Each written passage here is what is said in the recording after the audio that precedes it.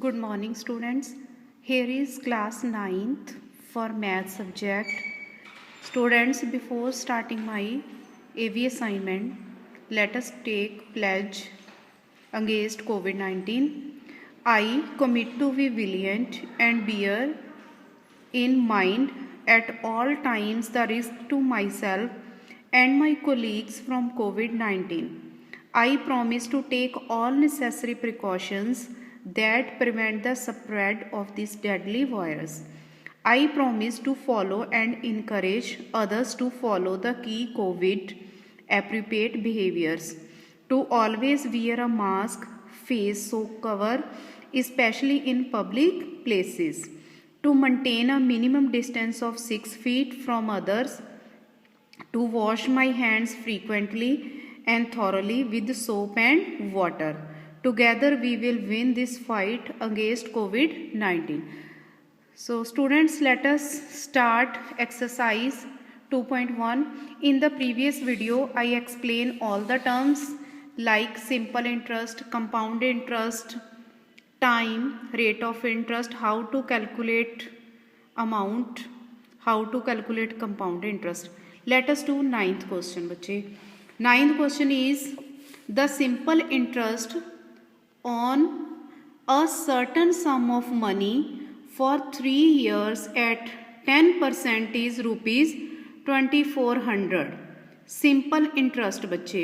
Simple interest is given here 2400. Find the amount due and the compound interest. पहले simple interest given है. Now we have to calculate compound interest. I already explained the difference between simple interest and compound interest. Simple interest we will calculate for all the given time together, but जो compound interest होता है बच्चे वो we will separately calculate for each and every year. Okay, on this sum of money at the same rate is same, that is 10% after 10 years, so time is same. Interest is compounded annually है. Half yearly के लिए मैंने बता दिया था आपको, half yearly means 2 times हम interest देते हैं विद इन 1 ईयर, तो वहां पे आपने टाइम को 2 से मल्टीप्लाई करते हैं, आर को 2 से divide, but here your interest is given annually. So बच्चे let us solve this. So first one is R is equal to 10% is given, then simple interest is equal to rupees 2400, then time is equal to 3 years. ठीक है बच्चे. सो P is not known here, P is not known here. So first of all we will calculate principal P. Okay, we will just apply the formula simple interest is equal to P into R into T upon 100. So बच्चे to calculate P we will just cross multiply this. 100 will be multiplied by simple interest, तो simple interest multiply by 100 upon R and T will come in the denominator. ये इस side multiply हो रही है, then here it will be divided. तो this will give you the value of P. Okay, you can rearrange these terms by yourself. तो simple interest बच्चे 2400, then into 100, R is 10% and time is 3. So 10, 0 is cancelled with 0, 8 3s are 24, 0. Then 80 multiplied by 100 gives 8000. ठीक है. So your P is rupees 8000. तो P भी हमारे पास है बच्चे, R is given and T is 3 years. तो now we will calculate the compound interest. सबसे पहले वही जैसे पिछले वीडियो में मैंने एक्सप्लेन किया था, for first year के लिए बच्चे I सिंपल वही P into R into T upon 100. P बच्चे 8000 we have already calculated, then R is 10, time is we will take 1 because it's for first year.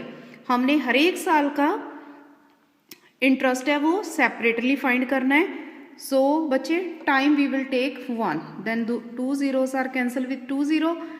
80 multiply by 10 is 800। Now amount, फिर interest लगने के बाद कितना amount हो गया, A is equal to P plus I. What is P here, 8000 plus 800, तो इसका answer आ गया बच्चे 8800।